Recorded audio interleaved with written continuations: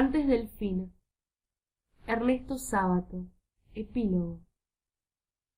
Te hablo a vos y a través de vos a los chicos que me escriben o me paran por la calle.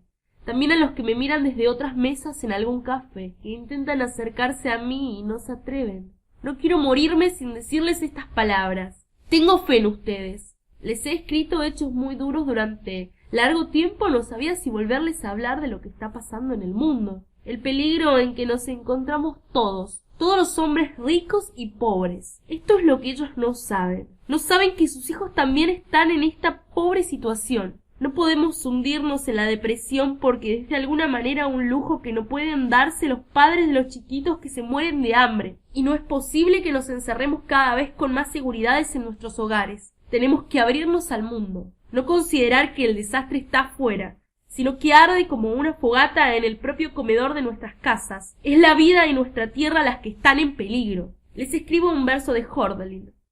El fuego mismo de los dioses día y noche nos empuja a seguir adelante. Ven, miremos los espacios abiertos, busquemos los que nos pertenece, por lejano que esté.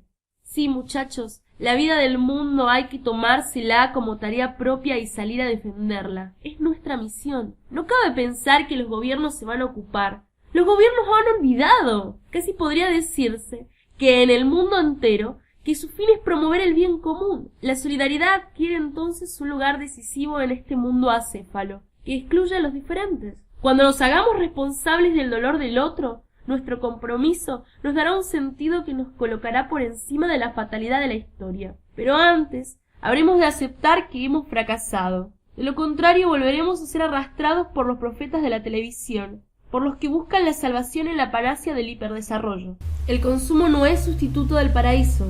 La situación es muy grave y nos afecta a todos. Pero aún así hay quienes se esfuerzan por no traicionar los nobles valores. Millones de seres en el mundo sobreviven heroicamente en la miseria. Ellos son los mártires. Se los ve bajando de los trenes, de los ómnibus después de inhumanas jornadas de trabajo, o desolados cuando no lo consiguen. Se los ve en las mujeres gastadas a los 30 años, por los hijos y la urgencia de salir a trabajar por pagas miserables. Se los ve en los chicos de la calle, en los ancianos que duermen en los subtes, en todos los hombres abandonados en el sufrimiento y en su indigencia. Una vez le preguntaron a Pasolini por qué se interesaba en la vida de los marginados, como el protagonista de Mamma Roma, y él respondió que lo hacía porque en ellos la vida se conserva sagrada en su miseria. En un archivo donde colecciono papeles, recortes que me ayudan a vivir, tengo una fotografía del terremoto que destruyó hace años Concepción de Chile. Una pobre india que ha recompuesto precariamente su ranchito hecho de chapas de zinc y de cartones está barriendo con una vieja escoba ese pedazo de tierra apisonada delante de su casucha. Y uno se hace preguntas teológicas. Cuanto más demostrativa es la imagen de la pobre indiecita que sigue barriendo su casa y cuidando a sus hijos.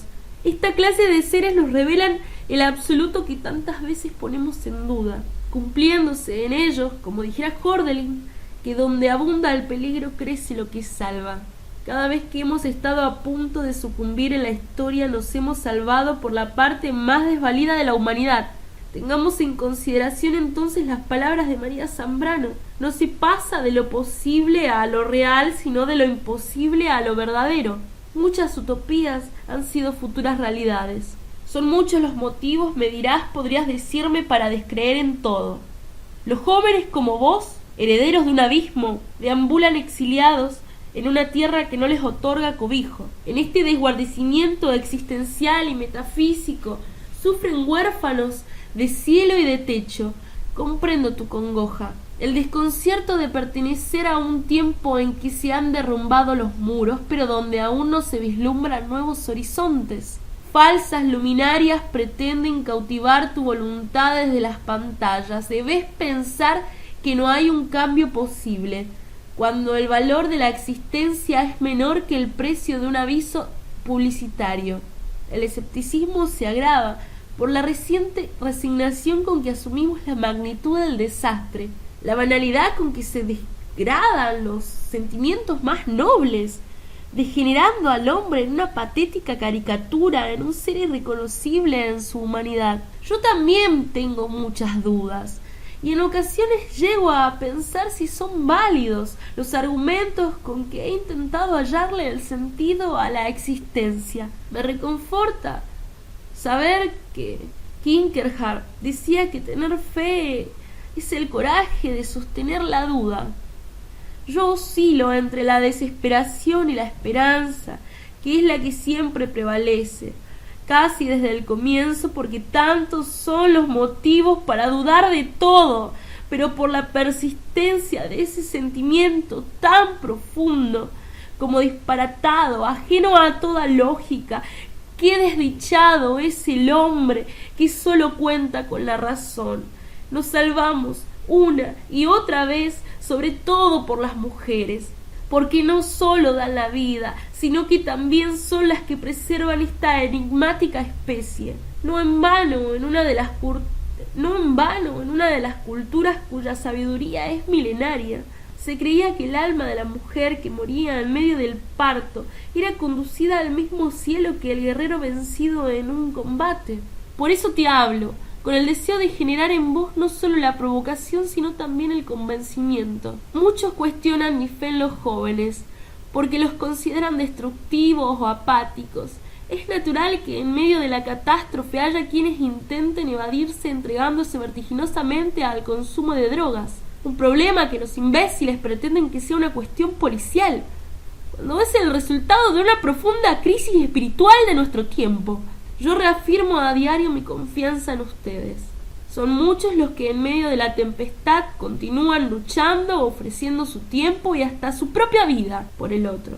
En las calles, en las cárceles, en las villas, miseria, en los hospitales, mostrándonos que en estos tiempos de triunfalismos falsos, la verdadera resistencia es la que combate por valores que se consideran perdidos. Durante mi viaje a Albania, conocí a un muchacho llamado Walter, que había dejado su casa en la provincia de Tucumán para ir a cuidar enfermos junto a la congregación de Teresa de Calcuta. Con cuánta emoción lo recuerdo. Siempre que veo las terribles noticias que nos llegan desde aquel entrañable país, me pregunto dónde estará, si acaso leerá estas palabras de reconocimiento a su noble heroísmo. Son millones los que están resistiendo. Vos lo podés comprobar cuando ves a esos hombres y mujeres que se levantan a altas horas de la madrugada y salen a buscar un empleo, trabajando en lo que pueden para alimentar a sus hijos y mantener honradamente al hogar por modesto que sea. ¿Te detuviste a pensar cuántos en todo el país comparten esta hambre por la dignidad y la justicia? Miles de personas, a pesar de las derrotas y los fracasos, continúan manifestándose, llenando las plazas, decididos a liberar a la verdad de su largo confinamiento. En todas partes hay señales de que la gente comienza a gritar ¡basta! Lo mismo ocurre con el movimiento zapatista en México y con todos los movimientos que nos advierten del peligro que corre el futuro del planeta. Hay que recordar que hubo alguien que derribó al imperio más poderoso del mundo con una cabra y una rueca simbólica. Una salida posible es promover una insurrección a la manera de Gandhi, con muchachos como vos, una rebelión de brazos caídos que derrumben este modo de vivir donde los bancos han reemplazado los templos. Esta rebelión no justifica de ningún modo que permanezcas en una torre indiferente a lo que pasa a tu lado. Gandhi advirtió que es una mentira pretender ser no violento y permanecer pasivo ante las injusticias sociales. Por el contrario, creo que es de una actitud anarcocristiana que habremos de encaminar la vida. Ya no quedan locos. Se murió aquel manchengo, aquel estrafalario fantasma en el desierto. Todo el mundo está cuerdo. Terrible, monstruosamente cuerdo. Esa locura cuya ausencia León Felipe lamenta es un acto similar a la del estoico Guevara, cuando abandonó todas las comodidades y partió hacia una lucha insensata en la selva boliviana. Enfermo de asma, ya sin remedios para su mal, para terminar asesinados por los despiadados y repugnantes bichos. ¿Qué importa si se equivocaba con el materialismo dialéctico? Eso mismo prueba su inocencia, su autenticidad. Luchaba por aquel hombre nuevo, que hoy nos urge rescatar de los escombros de la historia. En su carta final les dice a los padres: queridos viejos, otra vez siento bajo mis talones el costillar del rociante. Vuelvo al camino con mi adarga en el brazo. Y entonces sale en busca de lo que el Rilke llamaría su muerte propia.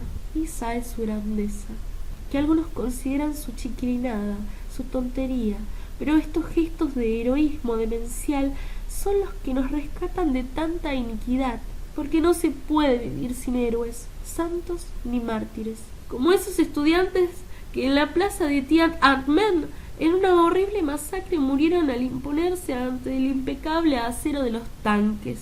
Son ellos los que nos indican los caminos por los que la vida puede renacer. Vivimos un tiempo en el que el porvenir parece dilapidado, pero si el peligro se ha vuelto nuestro destino común, debemos responder ante quienes reclaman nuestro cuidado. Hace poco he visto por televisión a una mujer que sonreía con un inmenso y modesto amor. Me conmovió la ternura de esa madre de Corrientes del Paraguay, que lagrimeaba de felicidad junto a sus trillizos, que acababan de nacer en un mísero hospital, sin abatirse al pensar que a estos, como a sus otros hijos, los esperaba el desamparo de una bella miseria, inundada en ese momento por las aguas del Paraná. ¿No será Dios que se manifiesta en esas madres? ¿Por qué tendría que manifestarse solo en poetas como Juan de la Cruz o en las sagradas pinturas de Renaud? Si toda resistencia parece absurda cuando se presienta el fin, ¿por qué no detenernos a meditar en estos santos? ¿Acaso no son una muestra de que algo existe del otro lado del absurdo? No sabemos si al final del camino la vida aguarda como un mendigo que nos extenderá la mano. Esta fe demencial o milagrosa se debe precisamente a que hemos llegado a tocar fondo. Es necesario preservar los lugares que existen hasta en los suburbios de las grandes ciudades, donde aún se conservan los tributos del hombre. Es necesario preservar los lugares que existen hasta en los suburbios de las grandes ciudades, donde aún se conservan los atributos del hombre concreto de carne y hueso. Cuando el mundo hiperdesarrollado se venga abajo con todos sus sinderatropos y su tecnología, en las tierras del exilio se rescatará al hombre de su unidad perdida, y quizá cuando despertemos de esta siniestra pesadilla, cuando un vacío de humanidad nos duela en el pecho, entonces recordaremos que alguna vez fuimos aquello que dijo René Char: seres de salto, no del festín. Su epílogo. Me hablas de tu agitación, de una especie de temblor que te sobrecogió y aún perdura. Luego de nuestra conversación en aquel café, al oírme decir estas palabras debes perdonarme. A pesar de los años no puedo evitar ser desmesurado en lo que considero fundamental. Por otro lado, hay temblores que son tan importantes, porque anteceden a esa clase de decisiones que sacuden los cimientos de nuestra existencia.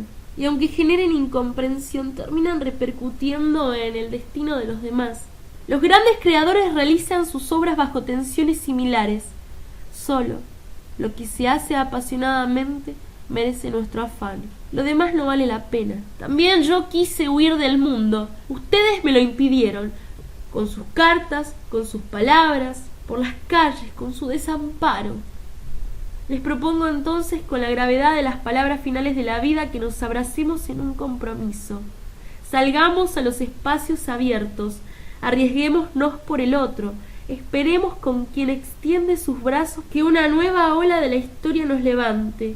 Quizás ya lo está haciendo, de un modo silencioso y subterráneo, como los brotes que laten bajo las tierras del invierno. Algo por lo que todavía vale la pena sufrir y morir en una comunión entre hombres. Aquel pacto entre derrotados, una sola torre, sí, pero refulgente e indestructible. En tiempos oscuros nos ayudan quienes han sabido andar en la noche.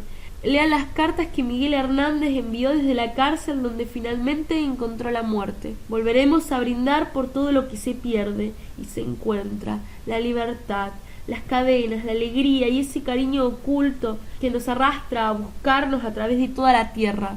Piensen siempre en la nobleza de estos hombres que redimen a la humanidad a través de su muerte. Piensen siempre en la nobleza de estos hombres que redimen a la humanidad a través de su muerte.